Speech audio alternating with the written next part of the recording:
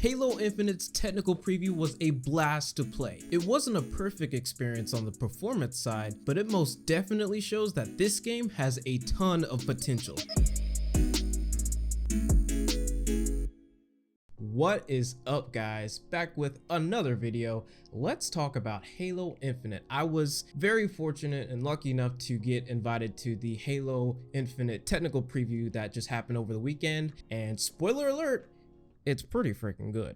Now, in terms of the overall feel of the game, it's definitely a newer style 343 Halo game. A lot of the newer elements like ADS, sprinting, and sliding are still in there, but they've actually scaled back on some features. For example, the dash, tackle, and ground pound moves in Halo 5 are actually absent, at least in this build. Whether or not they'll return in the future, we don't know. But honestly, not really any skin off my back. I didn't really use the dash, tackle, and the ground pound that much in Halo 5. As a matter of fact, I didn't really play that much of Halo 5 anyway. But yeah, those two features being removed, I think, are pretty good. This game feels like a step back from Halo 5, but a step forward from Halo Reach. It really feels like a sequel to that game more so than the original trilogy. It's almost like a bridge between the older games and the newer games, and it sits right in the middle. It's just right, I think. There are a couple things that they could probably tweak, but I think right now, as of this build, it's in a good place. The gunplay feels tremendously tight. Each weapon has its own personality, its own sense of weight. Every weapon has its own unique feel, and I think that's really good because in some shooters a lot of the weapons feel kind of samey, but in this game that's not the case at all, which is great. Everything just feels well controlled, and the same can also be said of the movement. And speaking of movement, let's talk about sprint for a little bit. Sprinting in Halo is a pretty hot topic. You either love it or you hate it, but I think in this game they really nailed it. So sprinting in this game has been slowed down, like way down. It's really barely even faster than regular walking speed. I didn't really notice this at first until I started reading more about it and watching a couple videos about sprinting in particular, and then I really started to pay attention to it, and it's definitely slowed down, but I think this is a good thing. I always felt that the original Halo games already had a pretty nice pace. I didn't really feel like sprinting was really needed, so whenever they added it, I felt like it kind of messed up the flow of the game. It didn't really work that well, I think, especially when it was first implemented in Halo Reach. You're almost at a disadvantage whenever you sprinted because you were locked into that sprinting animation. If you wanted to fire back at somebody, you would have to wait until the entire sprint animation was finished until you could fire again. So for example, if you were sprinting around the map and somebody saw you first and started shooting at you, 9 times out of 10 they would probably win that gunfight because they just started shooting first. You wouldn't really have enough time to react when you were sprinting when you saw another player. But in this game, as soon as you see somebody and you're ready to shoot, it's like you're there. It's so snappy. It feels so good. It's like borderline instantaneous. Changes like these, I feel, really help the flow of the game. Everything kind of blends together. Nothing really clashes. It makes the gunplay more seamless. Now, in terms of how the game actually runs, well, your mileage may vary.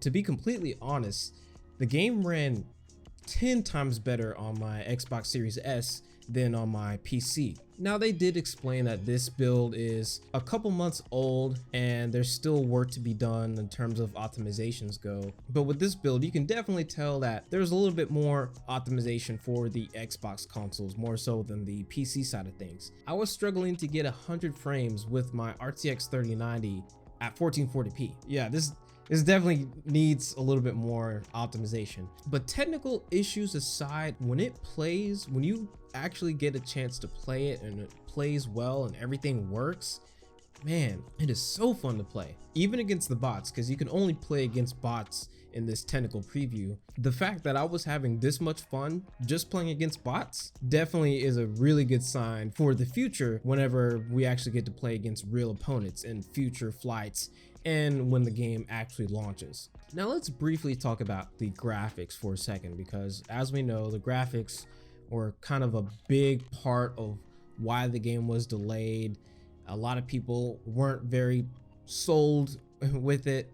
Visually speaking, I think overall the graphics are a pretty nice improvement. It's not a mind-blowing improvement. I don't think it's going to be a next-gen showcase of the Xbox Series consoles, but I think it looks good enough. It's serviceable, it's an improvement, but I don't think it really has to be a giant leap over the other Halo games. I've said it before in another video, but as long as they can get the game closer to the cutscenes in Halo 5, I think it'll be at a pretty good place. And from what they showed in the campaign, I mean, it looks pretty fantastic. And it's already a pretty big step up from the first demo that they showed last year.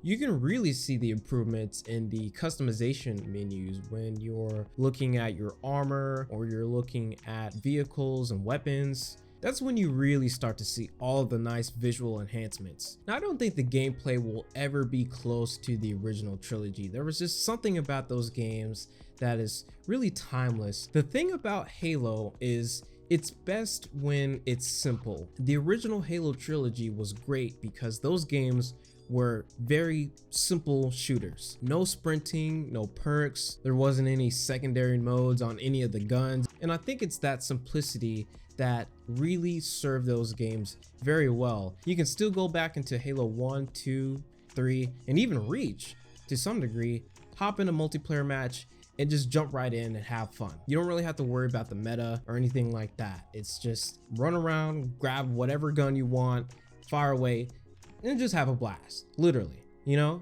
And I think that's one of the issues that I've had with the newer Halo games is it just seemed like they were overcomplicated. Like they added a bunch of stuff to make the game feel new and fresh, when in reality, there was nothing really wrong with the Halo formula to begin with. The foundation was already there. All they really had to do was just tweak a couple things and it would be fine, I think. But as of right now, this game takes some of the best elements from the newer Halo games and some of the best elements from the older Halo games and pulls everything together into a nice little package. I had a lot of fun playing this game, and I think it has the potential to bring together all Halo fans, because that's what it's all about, right? Bringing people together, you know? So overall, I think they really knocked it out of the park with this technical preview, and I think on the multiplayer side, this is going to be a freaking fantastic game. Now, hopefully the same could be said about the campaign. I didn't look at the spoilers. I'm kind of like, see no, hear no evil. I don't see anything. I don't hear anything. I'm like trying my best to avoid all the spoilers and stuff. So if the campaign is as good as the multiplayer is, then this game might be one of the best Halo games that we've had in a long time. But hey, that's just what I think. Let me know what you guys thought about the Halo Infinite technical preview in the comment section below. If you guys like this video, give it a like, consider subscribing, and if you do, make sure you hit that notification bell so you never miss out on all of these awesome videos. Thank you guys so much for watching, and until next time, pieces, deuces, and everything in between.